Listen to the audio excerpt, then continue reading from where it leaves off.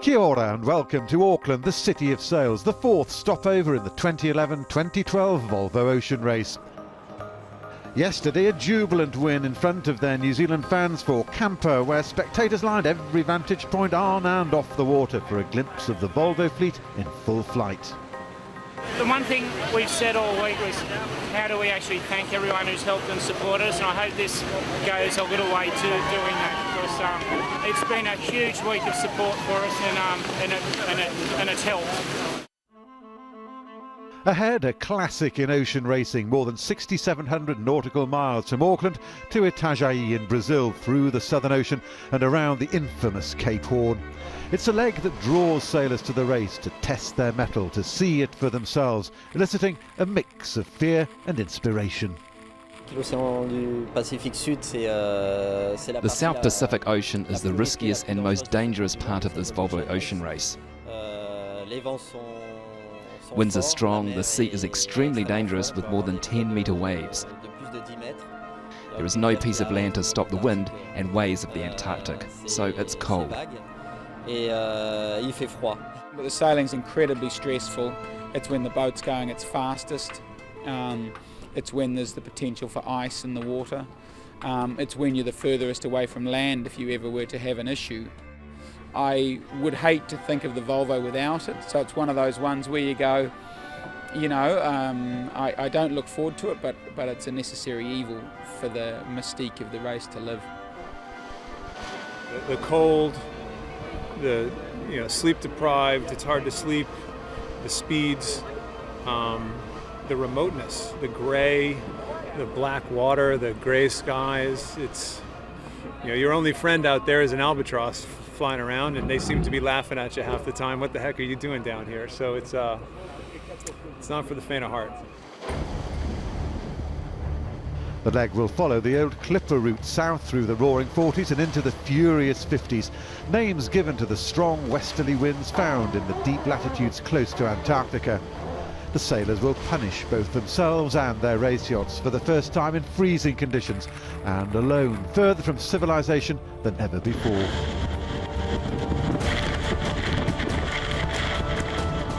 Your minimum of 10 days away from any kind of external help.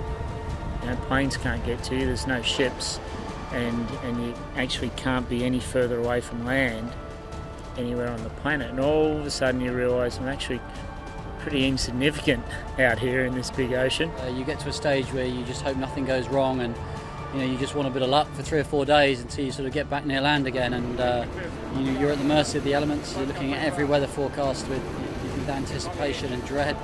It's a return to the traditional route made famous by the Whitbread Round the World race, and whilst the conditions haven't changed, the race yachts certainly have.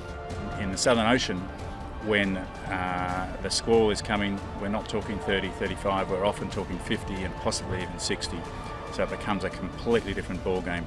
And unless you get the reef in, or unless you're on the right sail, then you're in serious trouble, because you can't slow the boat down, particularly with these boats now. If you put the bow away and try and sail deeper, then you just bury the bow and you're at risk of probably not pitch poling, but once you put the bow in and you've got 1.5 meters of water coming back at you at 35 knots, that is seriously dangerous. We have some fears. For example, having someone get hurt or losing someone at sea. That is our biggest fear. Of course, we're going to be extremely cautious so nothing happens, but the boat can also get damaged. It can have a severe breakage. After taking all the Southern Ocean can throw at them, the fleet must round Cape Horn, one of the most dangerous stretches of water in the world, where millions of tons of ocean are forced through a 400-mile wide gap between the South American continent and Antarctica. Le Cap Horn, c'est un peu la délivrance. C'est vrai que quand on a le Cap Horn, c'est un peu le... Cape Horn is the gateway. Rounding Cape Horn is like getting a degree in the South Pacific Ocean for the crew, having rounded it without difficulties with the toughest conditions in this race. Arriving at Cape Horn is a happy moment for the crew, who know they are now heading north to find better conditions. So it's a mystical place. The more I go around it, the more I appreciate the opportunity I have to sail in these waters and to round an iconic cape. It means a lot to me.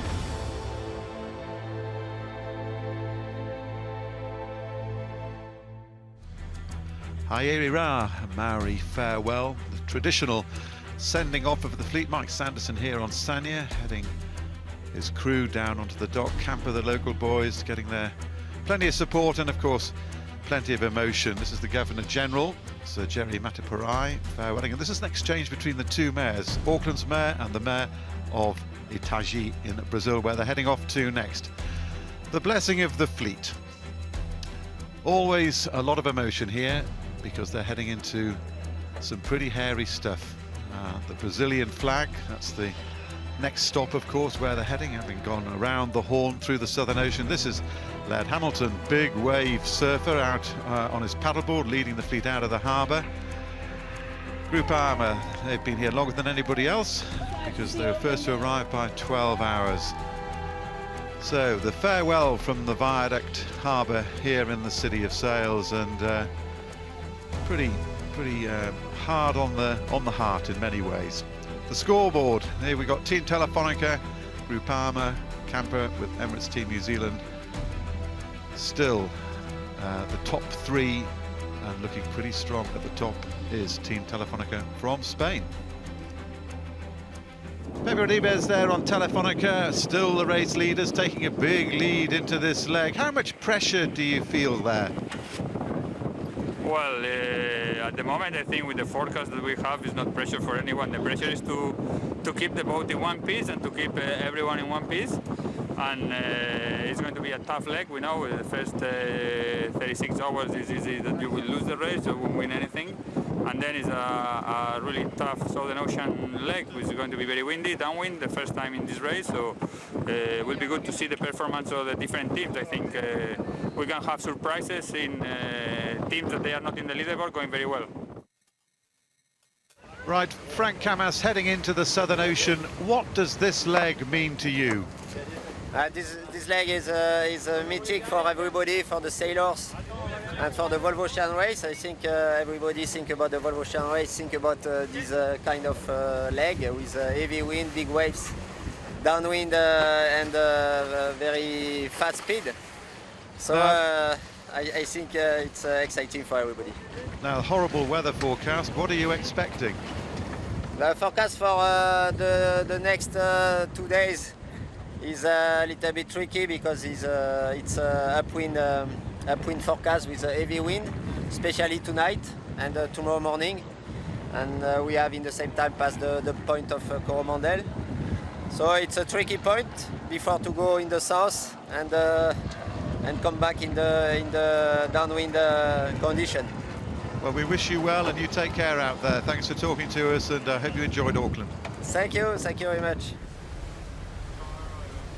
Chris Nicholson, mixed emotions for you guys leaving Auckland. Yeah, absolutely. Like we would have dearly loved to have spent another week or even month there, to be honest with you. But you know, but like, we had a great day yesterday. We want to leave here in good shape, and you know, like quite sad, to be honest with you, leaving such good support. I guess the good thing is we know that support travels with us. Now it's going to be a very, very tough sort of opening into this. What are you expecting? Yeah, like it'll be at least 30 knots. So you know, when you see the forecast of 30 knots, you always add 5 to 10 knots. So I'm sort of you know, preparing for 30 to 40 knots headwinds tonight. So yeah, you know, like the boats are built for it. We're up for it. We just still need to make sure that we keep it all in perspective and make sure we survive through the next couple of days in good shape. Okay, Chris, all the very best, and good luck. Take care now. Thanks, Martin. Cheers. So we're heading in towards the start of leg 5. This is the boat circling around in Auckland Harbour. And with me in the commentary box, Peter Lester. Morning, Martin. And we look at the import portion before they head off. They start down under the harbour bridge outside the Royal New Zealand Yacht Squadron up to their top mark. Then they run back down.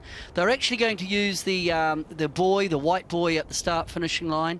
Then heading back out for the final time out of the Waitemata Harbour, around North Head up towards Murray's Bay, and then a starboard rounding at Long Bay, and then off to the Coromandel.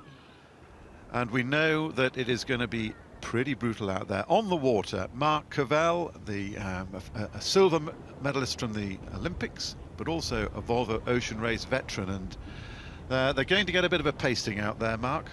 Absolutely. They would have woken up with grey skies and a good breeze and known that that was the last time they'll put head on feather pillow for a while. It certainly is a funny feeling waking up on race day. You've got to get through the docking out ceremony and then back into sailing mode again. Well, we're watching Groupama at the moment, and they're just flying around the course just as they're getting warmed up for the pre-start. Just under 3 minutes to go before they start on this leg. And I guess, Peter, this is it's a difficult situation here because you can see all the spectator fleet out here. They've just got to get around this track, and they've got to be presumably fairly conservative because you can't afford to do anything wrong round here. Well, the last thing you want to have, but really the start and where you are off the start is in context of the leg are pretty insignificant. But what you don't want to do is get hooked up with a spectator boat or hit something in the inner harbour. They're starting in an area of relatively light wind, but Martin, as they head out into the Hauraki Gulf, these boats are in for a torrid 48 hours. Mark Cavell, you've been there, you've been in with these guys. What is it about the Southern Ocean? I mean, it's we keep hearing the word mystique. Well, you see things that you've never seen before, waves the size of large buildings, beautiful albatross that follow you for weeks, and the breeze that just keeps on coming. It's a very, very special place, and it seems that you've got to get deep into it to really start appreciating it. It's not something you find just off the coast of somewhere. So I think they're probably going to get some fairly Southern Ocean type conditions once they get out of the harbour. But we're in the harbour on board with Camper at the moment. Chris Nicholson with Stu Bannatyne on his shoulder there.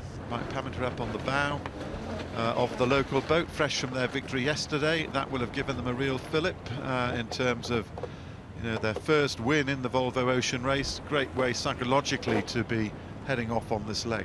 Absolutely, and in many ways what we're seeing here now, the setup for this first portion is very similar to yesterday. We've got the wind coming directly down the harbour. We see Dean Barker, part of Team New Zealand America's Cup campaign, on the boat at the moment. But this is a classic upwind start. The tide is running from left to right, and we will see that similar pattern, I think, local knowledge, to work the wharves or the city side of the harbour in the inner harbour, Martin. But again, I don't expect to see the boats pushing hard. The white buoy, the white inflatable, is the pin end of the line, and up towards the top of picture, that's the committee boat at the windward end of the line. We can see Camper reaching round the bow of Telefonica with 32 seconds to go. Camper having to do a big manoeuvre around underneath Telefonica. So the boats are actually starting on port tack. So Telefonica have Camper pretty well tucked away there, and then right at this windward end, Groupama look in a pretty strong position. Camper then wriggle out to get clear air. So 10 seconds to go. We're into the final wind-up for the start of the leg from Auckland to Brazil. And it's Abu Dhabi who's got a good little bit of speed on, but down to leeward. Camper and Telefonica, plenty of speed at the leeward end. But look at the start at this windward end, Martin, of Sandya. Another good move by Sanderson. Well, local knowledge probably coming into play a bit there. Mark Cavell, your take on that start? Well, that's an absolute slingshot start there from Sanya, coming through by far the fastest boat as she crossed the line. But what a move there by Camper to thread the needle earlier on in the start. Well, they're heading off in the direction, as they did yesterday, to go out there and work the wall. That's pretty much what we would have expected. Yeah, certainly as the boats head over towards the tank farm there's tidal relief. The tide will be coming in at around 2 knots. So from the right, it's Telefonica and then Camper down towards that leeward end. They'll be the first two boats to tack. And then at the windward end, it was Sanya, who were in very good shape. And that one panned out. It was Group Armour that actually got spat out the back a little bit. Now, Mark, I mean, obviously you want to lead the fleet out, especially if you're the locals on Camper, but how significant would it be to have that lead? And what would you think is the most important philosophy here at the start for this round the harbour portion of it? Well, it's purely psychological, and it is a great boost to leave a port in the lead, but there's many more miles to win, and it's not over until it's over. It's the finish position that counts. So, but the main thing is not to make any mistakes, not to break anything, not to hit anything. And we've had times like that in the past during the Whitbread and the Volvo, where something's made a mistake on the start, and that's cost them throughout. But Telefonica over on that wall is looking really good. And of course, when they tack, they'll be coming out on starboard, which is the right-of-way position, as Camper tack now and clear out the back of Abu Dhabi. Well, they took a bit of a hit there on Camper, Pete. Well, Camper were getting squeezed by Telefonica, so Camper have come out a bit early. Telefonica next to peel away. We can see Telefonica now tacking, and it's just a matter of whether Telefonica can have a piece of the boats to windward. Telefonica on starboard, they have the rights.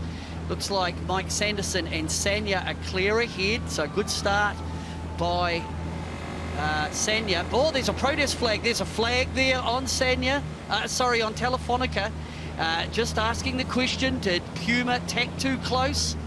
That's a inshore type manoeuvre. Kenny Reid really looking for the lee bow tack on Telefonica, and that is just pinned Puma, really pinned Telefonica behind Puma.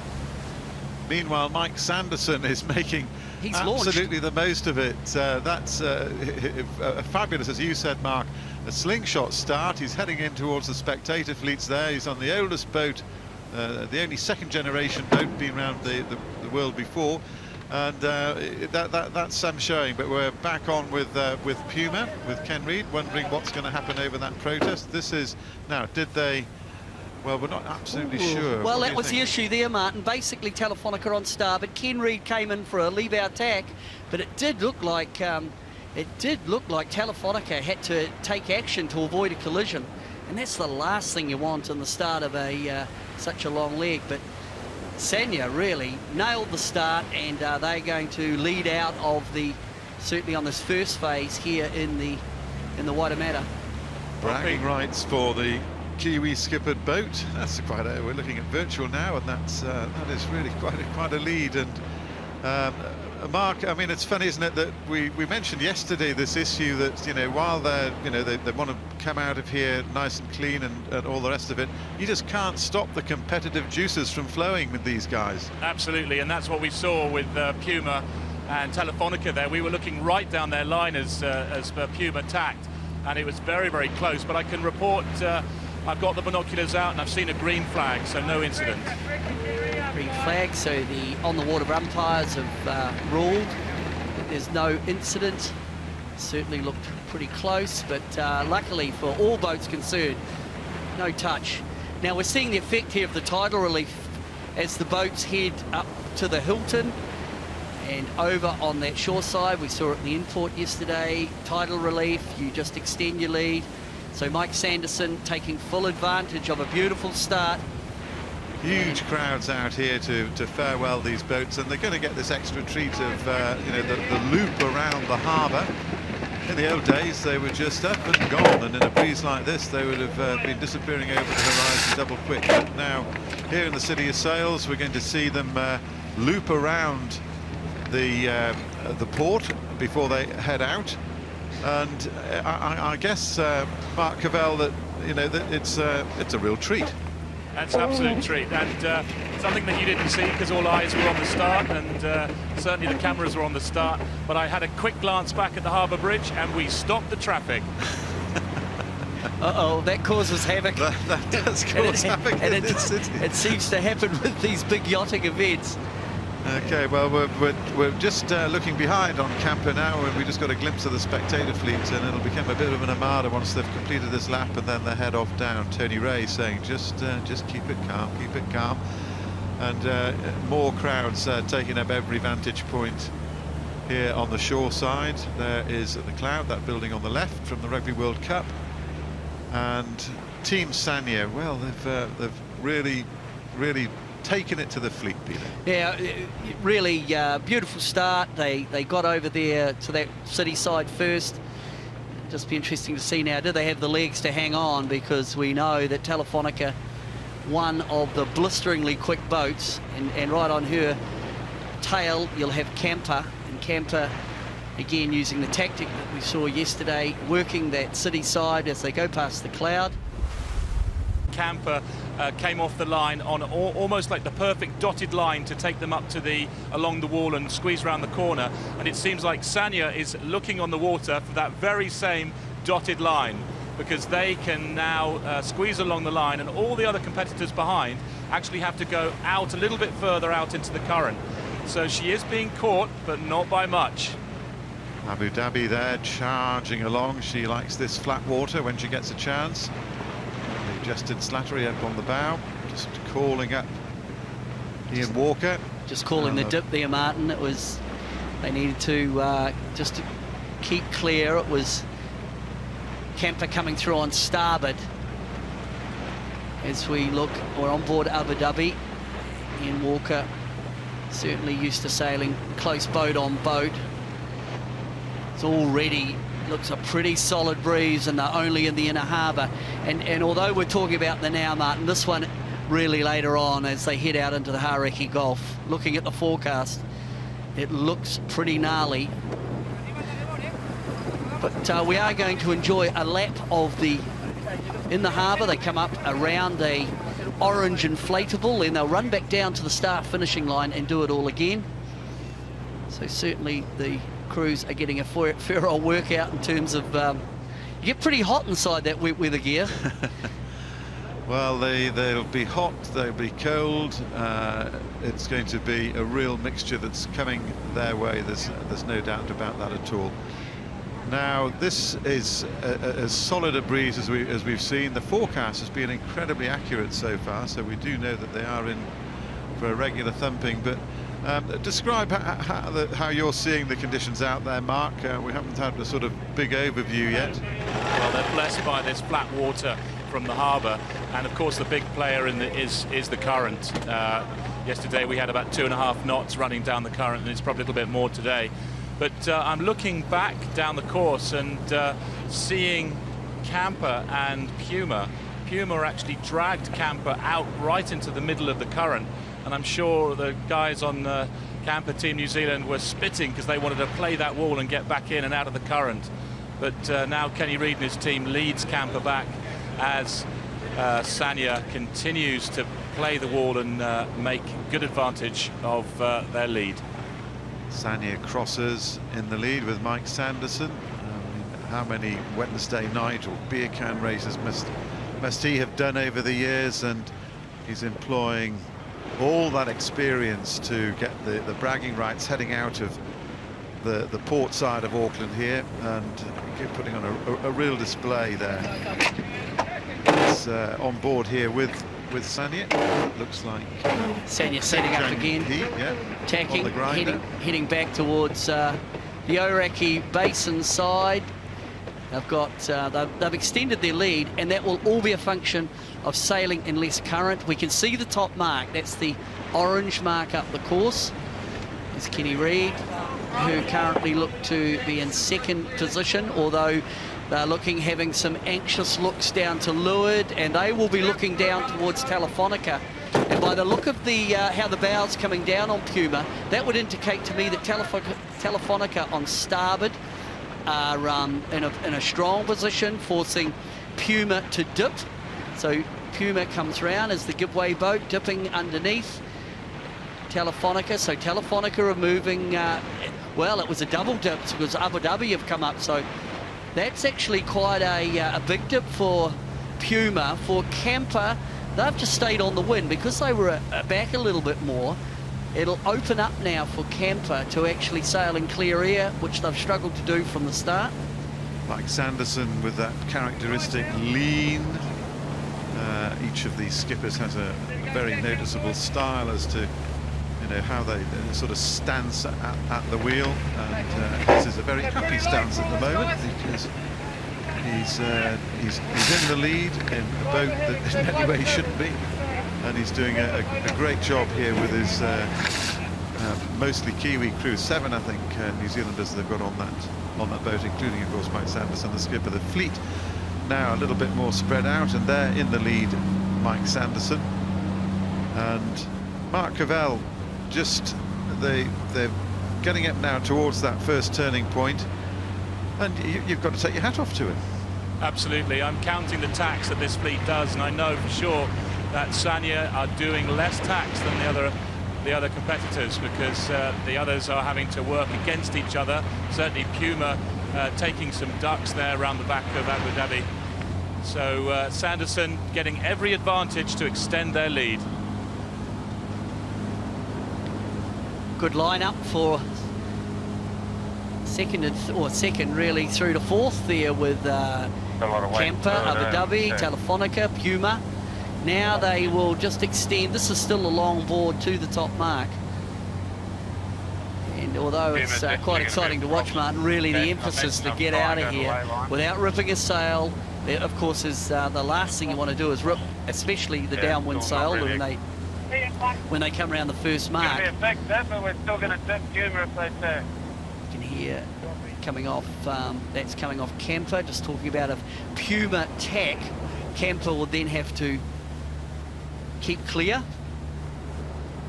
You can see the effect. Look at Telefonica holding up in the current as the windward boat. It's absolutely extraordinary. It's so noticeable as well. I mean, the fact that you can actually just see that just shows how powerful the tide is. On board Sanya, see the downwind sail being hoisted.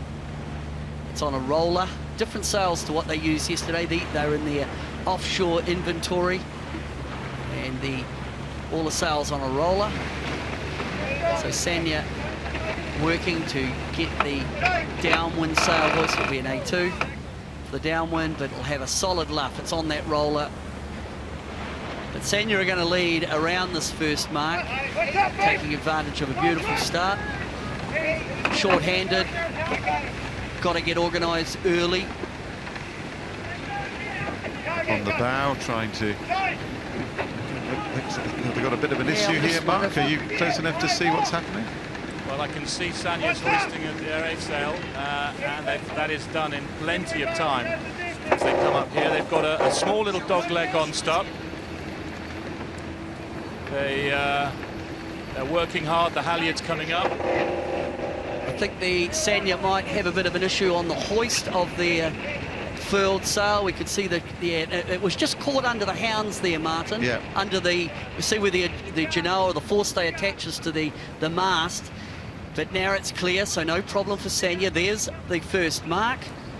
Sanya have already got their downwind sail hoisted. They'll come up. They'll come to the ley line, and so that's the opposite tack, straight line to the mark. Right now on port, they'll come all the way until they pick up the reciprocal angle to that top mark. In nautical terms, the ley line. A lot on the foredeck for the front of the boat on board Sanya.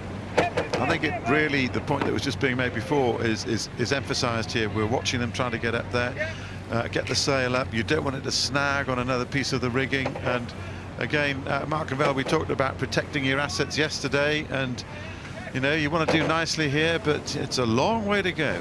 Yeah, very much so. These guys do carry sewing machines on the boats, and as we saw from Camper on the last leg, it took their preferred sail out for at least 2 days, and trying to mend a sail the size of a tennis court down below is not an easy job.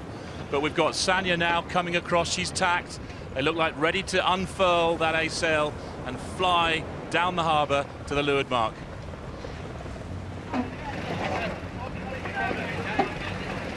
On board now with Sanya, and you can see the shuddering of the boat as they ease the mainsail, then ease the genoa, and then they'll fly that huge downwind A sail, and they will just take off down here with the tide, with the wind.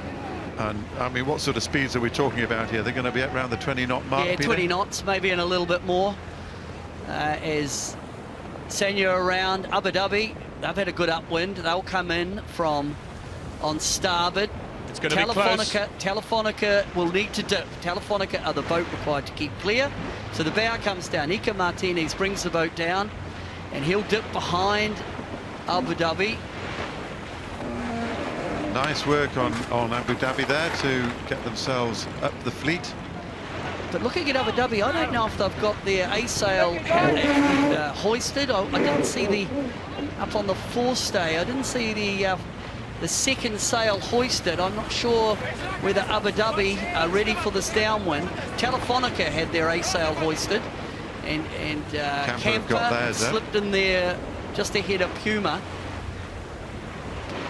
Yeah, no, they're doing a back hoist as the A sail comes out now and starts to fly on Abu Dhabi.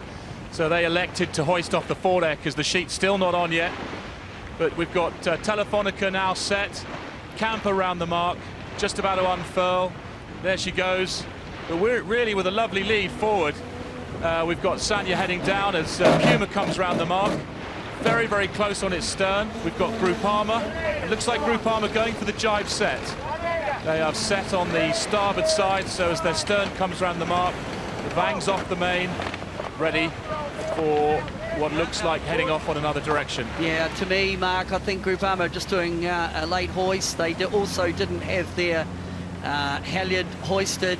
The long board to the bottom, Mark, is starboard, and all the boats are on starboard. So Groupama were a little bit more conservative, and in the context of the leg, really has no bearing. So now the boats are barreling back down towards the start finish. They'll go around a white inflatable marker, and it will be a short leg because they've got lots of current under them. Sanya, good solid lead there. Good solid lead to Sanya over Abu Dhabi, Telefonica and Camper. Now you talk about the long board, Peter. Can you just explain that a little bit? You're saying it's starboard. They're going to be staying on this one point of sail pretty for well, longer than the other. It's not a downwind. It's essentially a broad reach. There might be a little bit that they need to do on port at the bottom. But one of the golden rules is to do the long board first, or the long downwind leg first. Looking over Mike Sanderson's shoulder there, and this is a downwind leg still. We can see these are the downwind sails. Telefonica just going a little bit power up under Camper. Ian Walker on his right is one of the jumpers for later. He's a guest on board, and of course they're not going to go very far. They're going to have to jump in. Adil Khalid there. He was saying today that he's only 23 from the United Arab Emirates. And he was saying that where the Southern Ocean is concerned, it's really scary, and my stomach is going round and round. Well, I'll bet it is. And you were alluding to that before, Mark, that more than butterflies when you're heading out towards the Southern Ocean. Yeah, no, I mean, the other day in a press conference, a question was asked, can you explain the leg in one word? And the word that was mostly commonly used was respect, and then after that was probably fear. So that just really does sum it up as Sanya now jibe across to Abu Dhabi's line, but Abu Dhabi now coming down with a great head of steam. So nice jibe there by Sanya. And we've got a real luffing match if we can turn to Telefonica and Camper. Telefonica really took Camper up as Camper came down on some pressure to try to roll over Ika Martinez and his team, but Ika wasn't having any of it and put the bow up, and they're still going, and that's going to push them up to the spectator fleet out on that left-hand side of Devonport. This is going to be really interesting because Ika's going to be very happy to push him up there until he has to jibe, which he does now. So all action here on the Waitemata Harbour in Auckland. You can see why it's called the City of Sails, because there's so many boats out there, and Camper being chased into the spectator fleet, and they'll have to just well, the spectators know what they need to do and what they don't need to do. And they'll be looking, all the spectator craft, of course, know that they're going to be doing a loop. Oh, right, this is right into the fleet, into the spectators. And you know what, Martin, yeah. if there's anyone listening, and this is the advice, if camper, a 70-foot open 70 comes charging at you, just stay still. Just stay still. Do not move. They'll get out of the way. On board camper, they go into the Itajai, and what are we looking at here as the Itajai goes through? So camper have ended up right on the Devonport or the North Shore side, and it looks like camper have gone. Have they done a peel there, Mark? I'm just no. It was just an outside jibe, but just a little bit soft over there on the North Shore. Mark, you're out there looking at this. The sails that they've got on at the moment, all the fleet, are their downwind sails. This is a downwind leg. What are you seeing in terms of different designs, different concepts? Because these sails could be the key to the winning of this leg. Well, this is the downwind leg for sure, and as I look up the fleet, you can see camper's absolutely huge sail. It's almost unsupported at the top. It's so big at these angles. And there is variation. I mean, there's a lot of variation as you look from this angle across the fleet. I was speaking to Ian Walker, and he said that one of the things they were thinking about, and I think he's actually tried it, is to use his Code Zero, which is only really set up to 6 knots normal, but he's used it in 30 knots, but going dead downwind, so keep the pressure off the sail and don't load it up. But you get a much lower angle and some great effect out of a sail that wasn't really built for that range.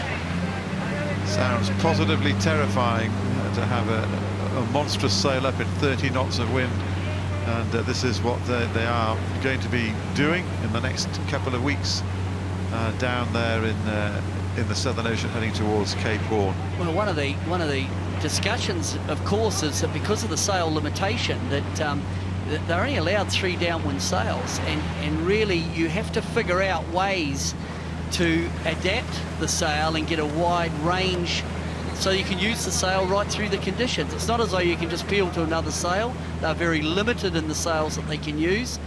As we're just behind camper, down to Lured Telefonica. And it looks quite quiet as they're down, or it's quiet for camper. Yes, looking across the course now, we're just out to the Devonport side of Sanya, and Sanya is sailing a little lower and a little slower, and the boat on the march with probably more breeze than any other is Abu Dhabi, out on that Hilton Pier. It's the Princess Wharf. They looked like they were fairly moving along. We just saw a shot earlier there of Lion New Zealand, an old generation from the 1983 race, the Whitbread, what was the Whitbread Round the World race, and look at Abu Dhabi are smoking. They're smoking. Quick down here. They like the flat water. Looks like Ian Walker has come up here. They were second at the top, Mark. I think they're going to be pushing here for a lead change as we're on board Abu Dhabi. I know maybe Sanya are still okay, but there's certainly not going to be much between them as they come down towards the turning mark at the start finishing line. So Abu Dhabi have been the charger on this downwind leg, Mike Sanderson. They come round the mark, they'll port rounding, so it's a left-hand turn, then they'll head right back up, and they're going to then exit the Waitemata harbour. Oh, big puff on Abu Dhabi. Look at that. Look at her go. Bow comes down and plenty of pressure on Abu Dhabi, and you're going to see it come smoking out the bow. So that was a well, we saw her do this in the practice race. Just went absolutely flying past Telefonica, just on a little puff of wind, and she was a rocket ship. But look at the work that Ian Walker's doing there. He's talking about having a game face on. You've seen plenty of that game face from Ian Walker, Mark. Yeah, I was lucky enough to sail stars with him back in 2000 at the Olympics there, and now he's a very focused guy, very focused individual for sure. But now they're working on getting those downwind sails down, and they're both set up for this leeward mark. And the other little exciting news that that we're going to see from this leeward mark is no longer do the spectators are the spectators expected to hold out to the sides. When the fleet's through this downwind mark, they can actually join in the Armada and watch this fleet leave Auckland for this generation of the race. What's also going to be interesting is that in due course we're going to see various people jumping off the boat, those guests, the jumpers we call them, and they're going to be doing that in the harbour this time round, because they feel that with the spectators, the number of spectator boats, it gets a bit it'll get a bit dodgy if there's an Armada following them when they go out into the open water. Plus it's blowing out there as well. Blowing outside Sanya around Mark II. They held their lead. Next will be Abu Dhabi. As we can see, the Jenica all filled up. Got to get a clean takedown as Ian Walker just gets a little bit high of the mark. So the radius of turn around the mark means that when he exits, he's close to the marker. As Abu Dhabi Ocean Racing comes round the Volvo marker, and they're heading now back up the harbour. Oh, look at the battens are a bit inside out there, Martin. That's going to be a little bit untidy on Abu Dhabi. You see, the problem is in the head of the Genoa, there's a batten, and that batten has, or it's like a girder that holds the sail straight. It hasn't turned inside itself, so Abu Dhabi have a problem. They're wounded. To get that down, they might have to release the halyard. It would have come about in the jibe. Next in will be Camper, as they furl their sail up with Telefonica. So Camper have actually got round Telefonica on that downwind. So at Mark 2, Camper are on the move. Chris Nicholson sprints across the stern of Camper, grabbing the other wheel, and they're off. He's battled his way back into third spot for the locals. Oh, Nicholson, you see, couldn't turn the boat round at the mark. He's opened the inside there for Telefonica, so Ika Martinez says thanks very much. Abu Dhabi jibing.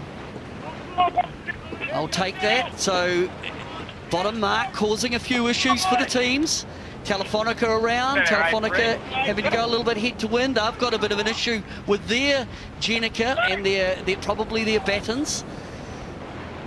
Be good to go back as we look at Puma, see how Abu Dhabi got on. They had issues also at that bottom mark. So Camper on the next leg. Well, this bottom mark, Martin, and again, it's a function that the boats are in offshore mode and they're short-handed. It's hard to do these manoeuvres at the marks. Very hard indeed. Still an issue there. Look, there's an issue there for Telefonica. What it'll be, they can't get hold of the false luff of the Jenica. So Ika Martinez takes a luff, and that means that the bowman can get hold of the furled sail and get it down onto the deck. Well, it looks like they're settling down there now on Telefonica, but that cost them, and we see Camper flying Group away. Armour, same issue. Because if the sail gets round on the right-hand side of that forestay, you can't actually retrieve the sail, because you drop it on the right-hand side or the leeward side, it'll actually just balloon away from you into the water. So what they're endeavouring to do, and we can see 4 guys up on the foredeck, is get the sail into a position that they can retrieve it. Well, this is very, very costly in terms of time and distance, and on Group Armour they're battling to get this sail sorted out, and frustrating for them, and that's all part of the issue of these import races. We've always saying this, they're really short-handed. So here comes the luff. Here they go. So they'll luff the boat into the wind, pull the sail on the windward side of the Genoa, and of course it's also heavy and it's wet, and then try and drop it on the windward side. Got it. Got it at last. A2E, that's their A2 downwind sail, but pretty hard to retrieve at that bottom mark. Okay, and we've got a jumper going. I can tell you this is Blue Robinson, who rides for Seahorse. He's carrying United Arab flag, and he's gone. Oh, that was quite a stylish one, Pete, I think. Nice work. Went on the high side, which is the way to go. It is, and yeah, and now getting in for the pickup, and we've got a few of these coming out. That was Blue Robinson from Seahorse International, the renowned sailing magazine, and we're looking here at Puma, powered by Berg Propulsion, and currently just languishing towards the back, but you can see how expensive that was on Groupama, the problems that they were having trying to get that headsail down. Well, a lot of the boats had issues at the bottom up. Mark, it is difficult, isn't it, to retrieve those downwind sails that are on a furler when you've got to do a short-handed takedown. Yeah, no, this is, like we've said before, these are juggernauts compared to the size of course that they're sailing. And I've got to say, the only team that actually pulled it off with 10 out of 10 with Mike Sanderson's team on Team Sanya. Really nice, but we've got a huge big wind shift here as Sanya's bow goes down. They've literally run out of breeze, and they probably took a 30-degree shift to the right. And the fleet can look forward and see that, and they start setting up, but it's going to hurt Telefonica because they're just on the corner of Camper. Sure, the breeze will come back soon. Well, we could just see the lines of breeze from, we were just on a helicopter shot before there, Mark, and we could see the lines of breeze marching down the harbour, so they'll be getting back into it in due course. Well, it's a function of the wind coming over the land of the North Shore, and it just bends the old geographic shift, and this looks like about a 30-degree wind shift as the boats come up the harbour. We can see there, it's that function of the wind coming over the North Shore, and it meant that Sanya got a header, and it bent Sanya more over towards the container terminal. There's our order there, yeah. I would expect the wind will come back though, Martin. I can't imagine that it'll stay too funky, especially once they get into the open waters, once they get into around North Head and head out towards Takapuna. Well, we know that it's pumping out there offshore already. So we've got a couple more jumpers to go off Camper. Just behind there is Dean Barker, the America's Cup skipper, and he'll soon be making his leap. Be interesting to know what he thinks about this, because he's done a lot of offshore sailing, obviously, but around the world, I don't think it's ever appealed enormously to him. I think Dean might be thinking, oh, interesting to have a go, but when do I get off? What's the time? I think that, you know, I wonder, I mean, half of him would be just itching to be driving one of these boats, because they're just, you know, they are absolute greyhound of the sea, and a lot of fun, especially when they get cranked up and you get some speed on with them. It's got quite quiet. It's got quite light in the inner harbour as they head now upwind. It looks quite tranquil, but that is not going to be the case for a while. Yeah, Mark, what are you feeling breeze-wise down there? Well, it certainly is up and down and oscillating as I'm looking over to Sanya, and I can see Sanya's heading has come back up, and they're going to be running along the side of the wall. At least that heading that they headed took them, it's actually taken them out of the current, and they're looking at the fleet just sideways here, and they still have a lovely lead. Gorgeous shot looking out over Devonport towards the container terminal, with Camper, Puma and Telefonica thumping up the middle of the Waitemata, Auckland Harbour. See the crowds there still enjoying this sight. It's been a great week here, something like 250,000 people going through the Viaduct Race Village, and we'll be sorry to see the fleet go, because it's been good fun having them in town. Just looking at the configurations of the boats, race leader Telefonica. Looks clean. Yeah, it does look very clean. And the other comment or the thought I had is that it looked like Camper just carrying a little bit more mast rate than Telefonica and Groupama. Many think that Camper, one of the faster upwind boats, so we'll see what unfolds in the next 48 hours, because the forecast is for a lot of wind.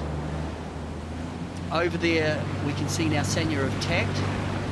they're heading back out from the container terminal. They'll come up, they'll come round the top mark again that they originally went round. Then they head really out around North Head. Okay, we're with Sanya there. They've tacked out, coming back into the harbour. They've played this race absolutely beautifully. Their crew work has been slick. They didn't have that same sail issue that affected Abu Dhabi and the other boats, and that's made their lead even bigger. And they've also just sailed into all the right places. And of course, the effect of the sail problems like Abu Dhabi had means that you can see the damage that it's done in terms of the lead that Sanya's been able to extend. It was Sanya that got the start. They led off the line. They've been able to just dominate the upwind legs. You can see the effect of the current there. We talk about the current coming into the harbour from left to right. You can see it coming like a river around that little breakwater there with on the clipper.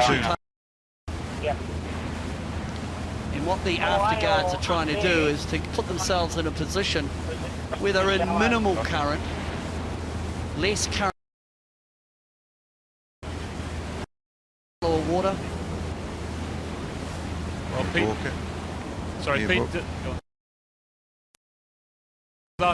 And they virtually called the race as they were watching it. Just lovely amateur sailors who race this harbour every Wednesday night with a beer in their hand.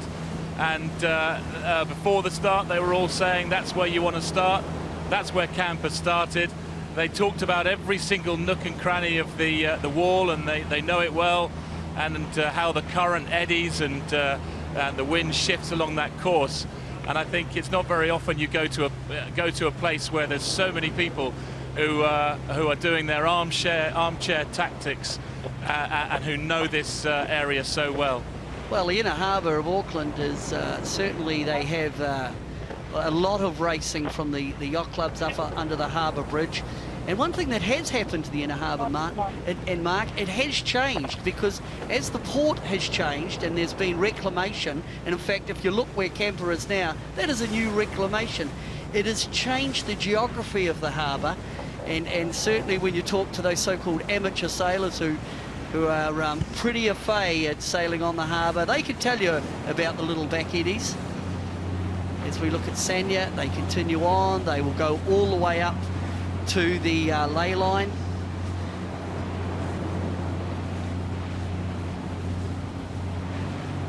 You can see there the reclamation still being built, actually, part of the new port, new container port there underneath Telefonica. Well, they're soon going to be heading out of the harbour now,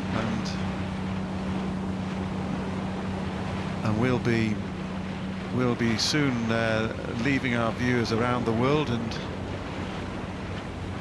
as the boats head out to what we know is going to be a ferocious punishment. We'll be staying on air with on the internet as far as we can technologically, but I think these guys, as we look at Craig Satterthwaite here, just taking a few deep breaths from the hard work that they've been doing. It's been a time, I guess, Mark, for the crews to begin to settle down a bit and think about what's lined up in front of them.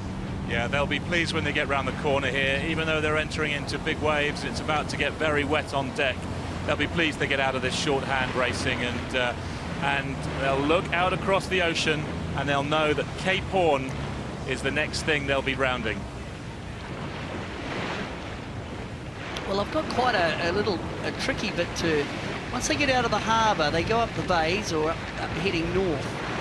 And then they head over to the Coromandel Peninsula and the Colville Channel.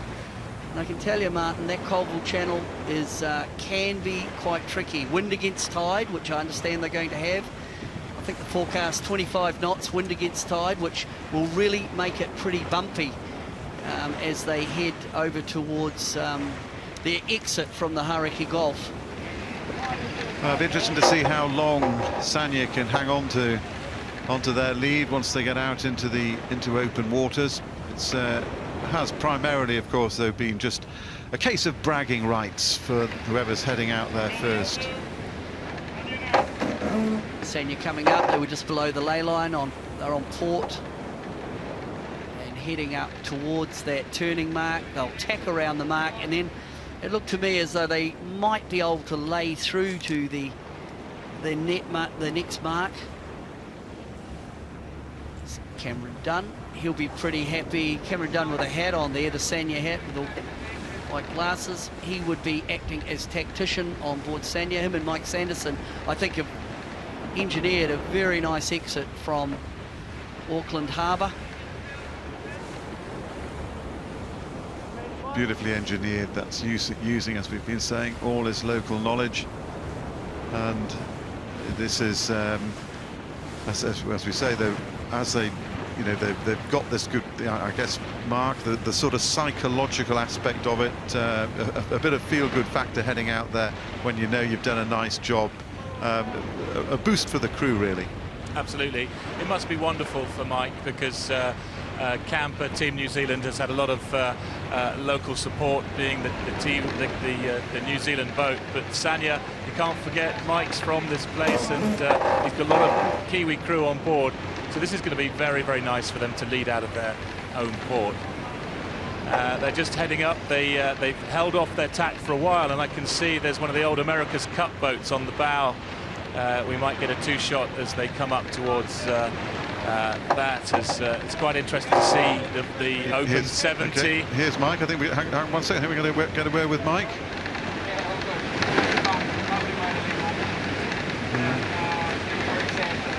Okay, Mike Sanderson, can you? No, you can't hear us. Okay, no, couldn't quite get the connection there, but you can just tell by the smile on his face, Mike Sanderson's a very happy man, very pleased to have achieved that heading out. It's a good job, and the boat's now coming all the way across to this wall again, tidal relief, and they'll be picking up the ley line to the next mark. There's a second mark, which is on the exit to Auckland Harbour. But you can just see that Sanderson or Sanya and Camper are using that local knowledge. That's the wall there, the wooden barricade that runs down outside the marina and a yacht club facility, Kahu Bay. Well, I hope they're taking, all these spectators will be taking Mark Cavell's advice earlier, just stay put while the boats are coming by you. And that's up on the bow, that's Mike Pameter up on the bow of Camper, trying to wave some of the spectator boats out of the way. I mean, this is pretty dodgy, well, you can see the confusion here. I mean, this is a lot of boats in the way, but Camper seems to be threading their way quite comfortably through that. Mark, it's pretty busy out there.